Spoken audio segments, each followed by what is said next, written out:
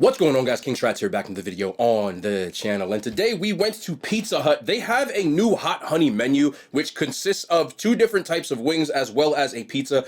This is the hot honey double pepperoni pizza, and they also have wings in boneless and bone-in. So I got all of those. We're gonna try them out, we're gonna rate them. Little conversation, little discussion at the end. You guys already know the vibes. Drop a thumbs up. Of course, I appreciate everybody's support.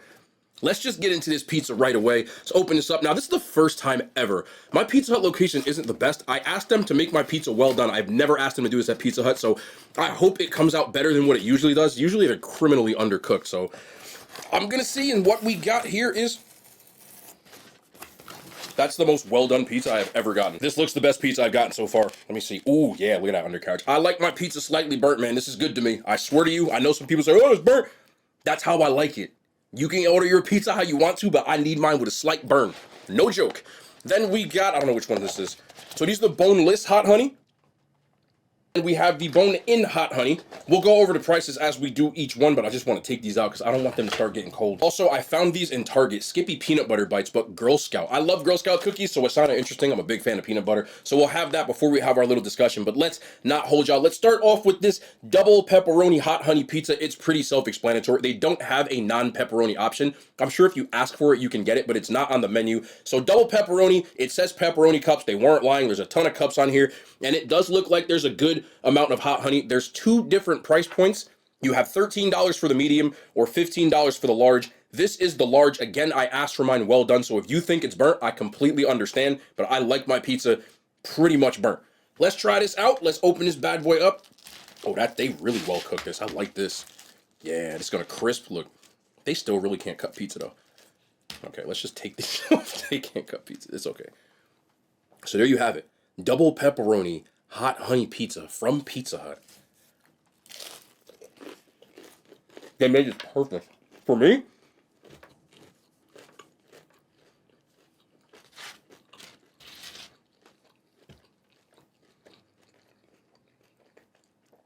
hold on a second.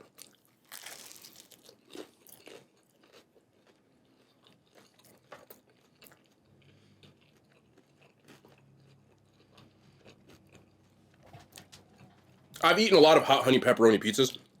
The bake on this makes it a lot better, in my opinion. I wasn't looking forward to this, but I like the cook on this so much that I enjoy it. Ton of pepperoni in here. They did a double cup, so it starts with original pepperoni, which you can see kind of on the top, and then they add the smaller ones on the top of that, which gives it that cup look, which I really like.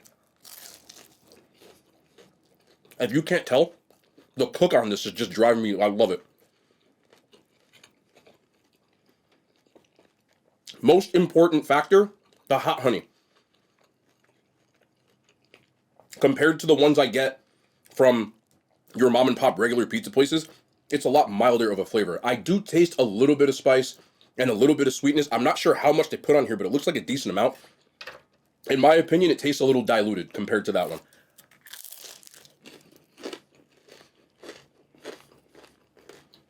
Because it's $15, if you ordered something like this from a regular pizza place, it'd probably cost you around $20 to $25, depending on where you are. This is slightly cheaper, and in my opinion, it tastes slightly cheaper comparing it to that. But from a franchise place, I don't know if it's possible to ask for extra or something like that, but I like to see the flavor just brought up just a little bit. But I don't dislike it. It's just, when you hear hot honey, you think that taste is going to be almost like, but it's not really there like that. Would I order this pizza again? If they cook it like this? Yeah, probably. I don't know what kind of hot honey they're using, but it seems like they went with a cheaper brand or something. It said in their hot honey blend that is habanero infused. I think they did, but this is just what I like to call franchise spicy.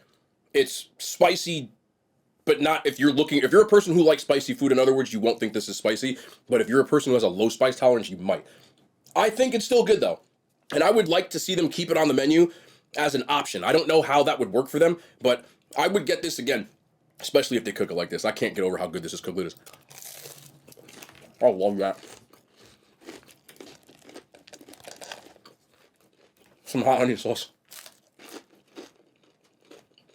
Yeah. It just seems milder. Even with that, on a chain pizza scale, I would give this an 8 out of 10. Next up, we are going to go with the bone-in wings. Hot honey, bone-in wings, $11.99 for 6. That's about the going rate at franchise pizza places. I also asked for these well done, and they do look well done. I'm not mad at that at all. They took care of your boy this time. Not mad at all.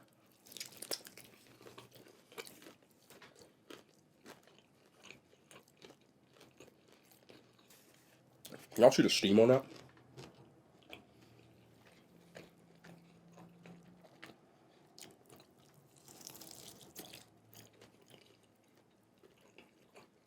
I am never not asking for well done in any of these places ever again. It just makes the wing so much better.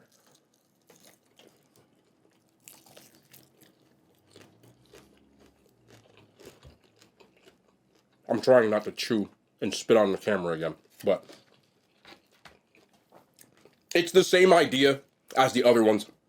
In my opinion, the hot honey is just milder than the ones I've had. I know a very popular brand is Mike's Hot Honey. I don't think this is Mike's. I didn't think it would be. But I think the reason it's so popular is because it has the right blend of sweet and spicy. This, again, just has... I did shake this beforehand, but I'm going to get in here and get as much sauce as I can. Let me get all the way in. There we go. I just want to get as much sauce as possible here.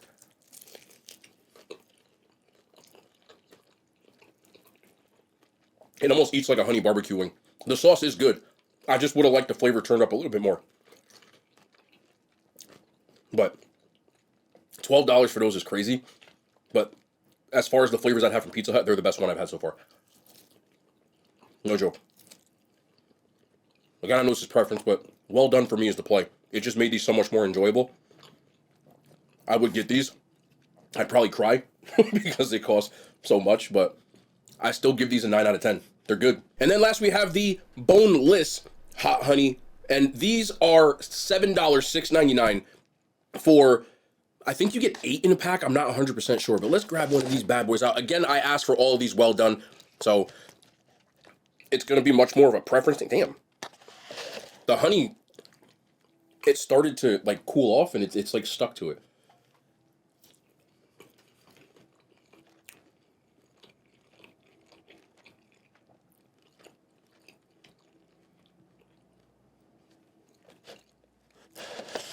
Okay, we might be getting somewhere here. There's more sauce on the bottom of this than there is on that. It's much more pronounced when you have a lot more sauce. You may have to ask for extra sauce, because those taste the best. Let me dip this pizza really in this, because there's a pool on the bottom of this one. Just to see, that's what I want. See how much more is on here?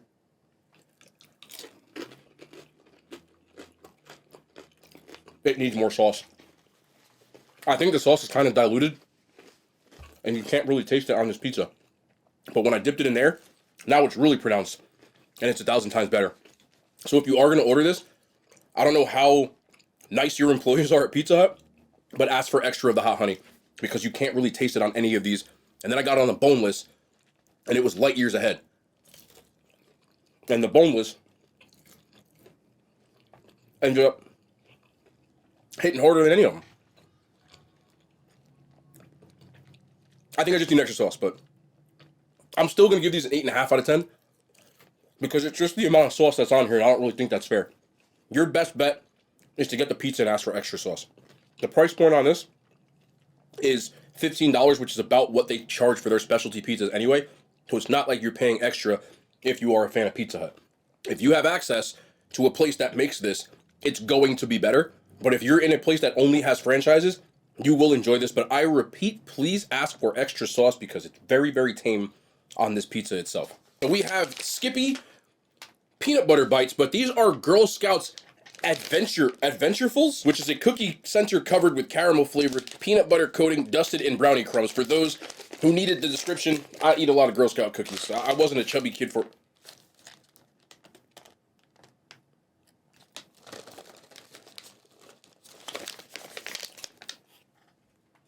It's the one in the middle.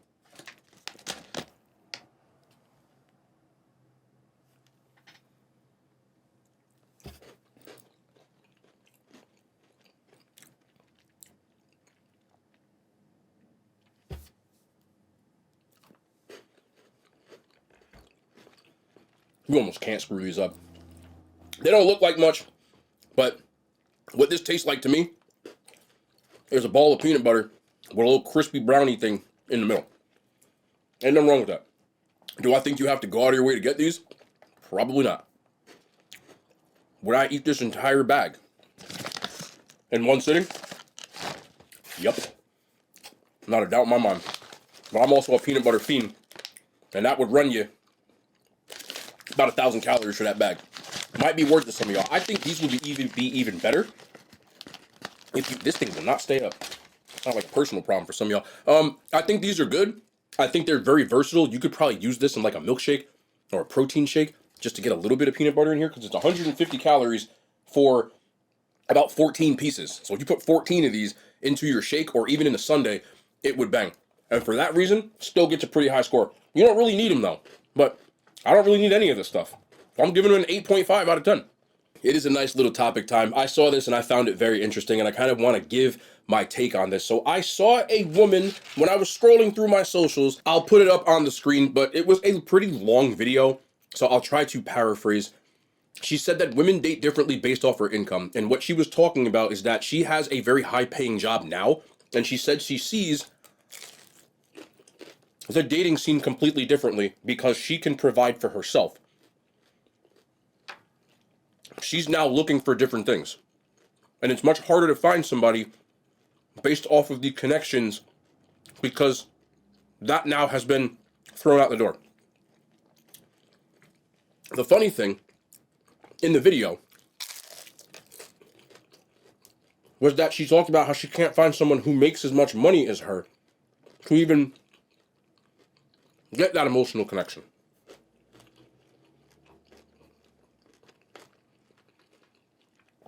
Which I absolutely agree with her. And then someone in the comments said they felt like they were being punished by their success and hard work. I do believe as a woman, it's much harder to date when you are wealthy. When you're making 300, 400, 500K millionaire, because you've eliminated all of the suitable candidates that aren't near you. And again, I always have to preface this by saying, I know that women are not a monolith and not every woman thinks this way. But the majority of women do not like to date men that either don't have a good job or don't have the ambition to obtain said good job. If he's content in where he is and where he is isn't suitable for your lifestyle, even if you can provide it for yourself, you don't want to provide it for him as well. Do you understand what I'm saying when I say that? Because I know some people look at it as, well, I'm not here for, I didn't say that.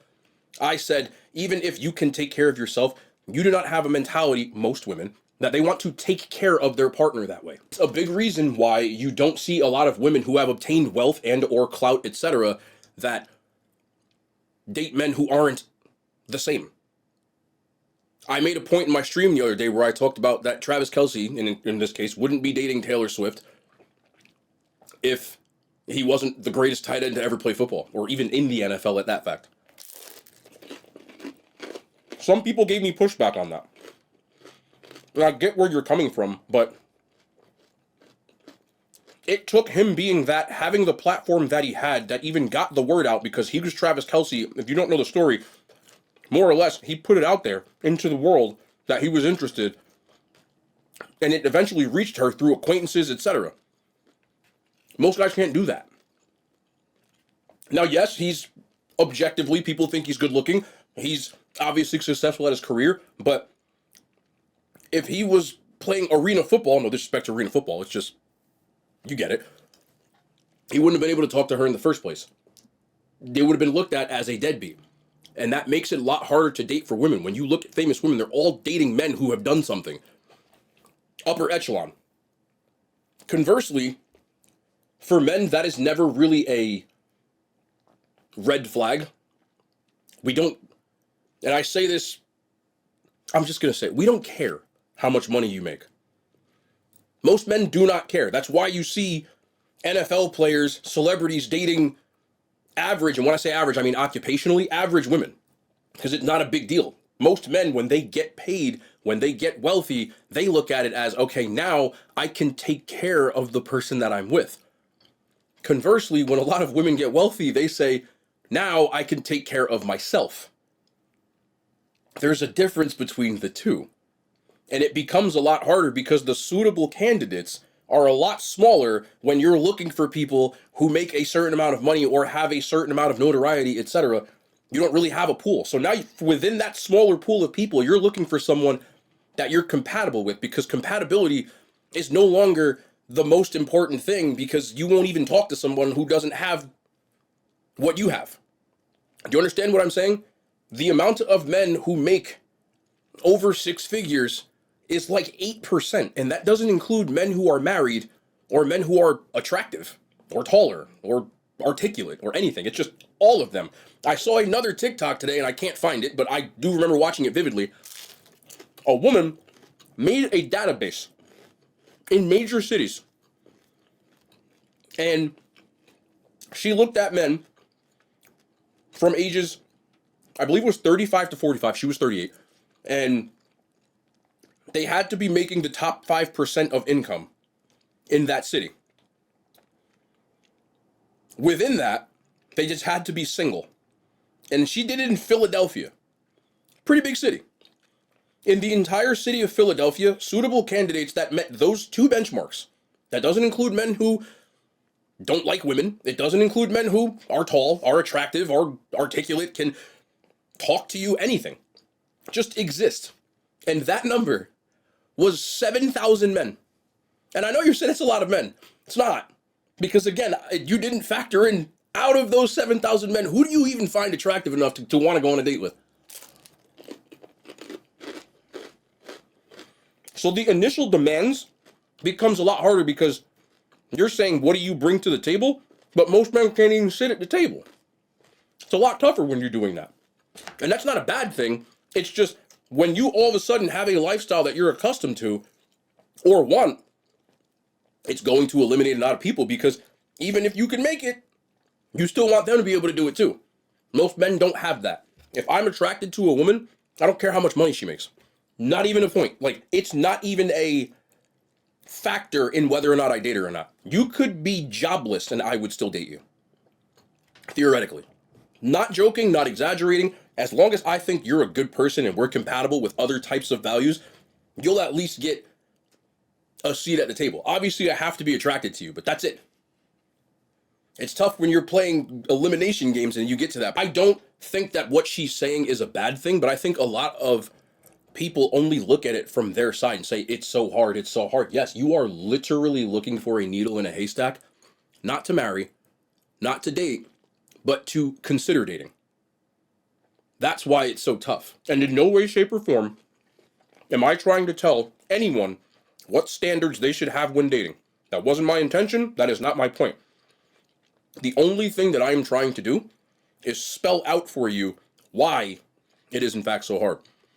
Because even if you find a person within Philadelphia, 7,000, that meets your criteria of being lifestyle standard and then attractive enough, and now they've also got to treat you the way you want to be treated and be a suitable partner for marriage. And as I've said in other videos, when you're dealing with somebody who is that rare, it's going to be that much harder to lock them down as well. That's where the problem lies. If you're looking for someone as a man or a woman that's in the top 1% desirable candidates, you are going to have to be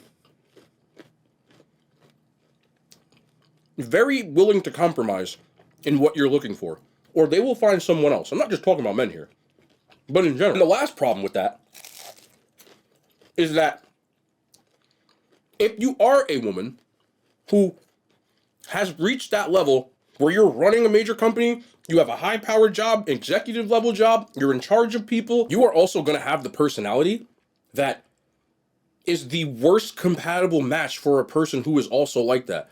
Because you're looking for a CEO type. You're looking for an in charge of people type. You are also an in charge of people type. So who's in charge here? Both of you? We know how that goes. When you have two leaders, nothing really usually works. You're just going to end up fighting all the time. And that becomes a major problem too, because when you have two people that are equally as bossy, equally as my way or the highway, there's going to be a lot of highway. So it's very, very tough. And I understand how tough it is out here for women once you get to that point. It's not a bad thing. You shouldn't be penalized, but you can't help what you like and what you want. A lot of times that's what you want. I don't really know how that works in that case. I don't think that I could date somebody who's a type A personality because I got listening problems. If I don't feel like you're listening to me, ain't no way I'm listening to you. And you're going to say the same thing. So we just going to be fighting. I don't even know who's going to win at that point. Like, I'm just thinking about it. It's just going to be something that I'm not really desirable about. But I kind of want to talk about that. I think that a lot of the people in that page and in that discussion were women, and they were seeing it from their correct assessment of it. But this is the other side of that assessment that I think they weren't seeing.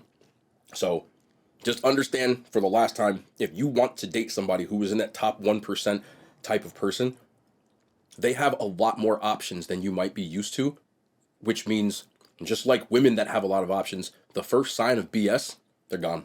They're not even going to stay. They're going to move on to the next. And that's where a lot of people have gone to these days. A lot of women do it when they do the dating sites and stuff. When they don't like something, they out just like this because they know there's someone else on the way. When you're dating a dude like that, he has the same exact sentiment. And it just makes for a messy situation. But that's going to be the end of the video. This pizza, if you get it well done, it's amazing. Again, I like mine that way. But the hot honey just needs to be turned up or just ask for extra. But we'll be back tomorrow. More content, man. I love y'all. The hand signs, they made it to YouTube.